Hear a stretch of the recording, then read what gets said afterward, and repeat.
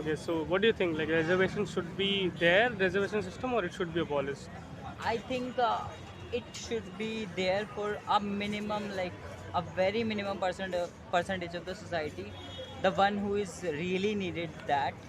I also belongs to the same category. I also belongs to the reservation category of the society, but I don't think so that everyone should have the reservation, because there are like so much people like 2015 UPSC topper Teen Abi. She is from the reservation, but her both of the parents of her are IAS officers. I don't think so she deserves reservation at all. So a reservation should be there, but not all of the people of the society. It should be there, but only who are actually needed the reservation. Reservation system is not an anti-poverty scheme or something like that. It's just affirmative action. जो भी marginalized section पीछे रह गए उनको हमें एक उनकी social empowerment करनी है और उनको थोड़ा सा economic empowerment करनी है उनकी. उसके लिए just है जैसे suppose एक society है, ऐसा समझ लो कि एक बॉडी अपनी एक सोसाइटी जैसी है, ठीक है. तो अगर सिर्फ फिंगर को हमें कुछ इंजरी होती है तो the whole body suffers, right. वैसा ही होता है कि एक छोटा सा सेक्शन मार्जिनलाइज जो जिसको बोलते हैं हम, एक वो पीछे छूट जाता है तो द होल कंट्री सफर्स. ऐसा आप ले सकते हो. एक सिंपल से एग्जांपल मैंने बोल दिया, एग्जांपल के रूप में, एक बॉडी के रूप में आप कनेक्ट भी पा रहे होंगे, कर पा रहे हो इससे. But then people say कि it is killing merit.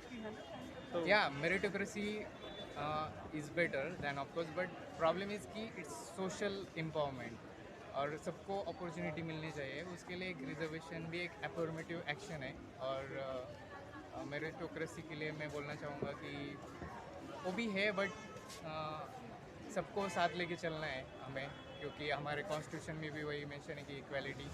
और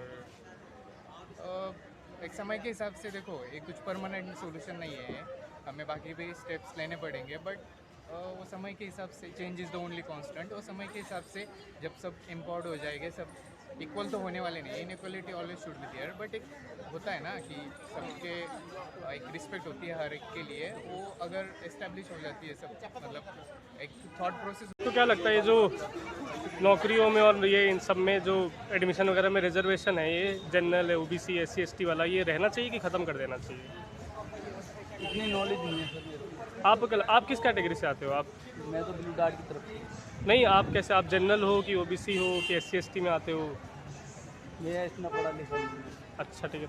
अच्छा, आप ये बताओ, आपको क्या लगता है, जैसे लोग बोलते हैं कि जो जाति के नाम पे भेदभाव होता था, मतलब अब नहीं होता, इंडिया में पहले हुआ करता था, तो आपका क्या कहना है इस पर? इस बारे में मुझे कुछ पता ही नहीं, नॉलेज ही नहीं.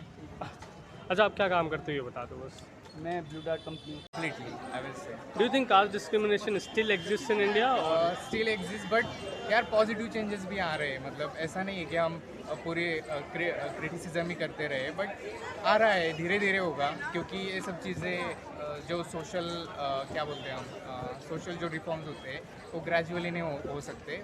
सॉरी, सडनली या जो भी होता है एक दिन में नहीं होगा, वो ग्रेजुअली होगा. एक दिन में तो हो ही नहीं सकता. I think it still exists in the society, as I am belongs to the scheduled caste of the society. There is one of my friend who really jealous of me when I got admission in the college. As he said, I got admission at the 90%, but you got admission at just like at the 65% of your merit.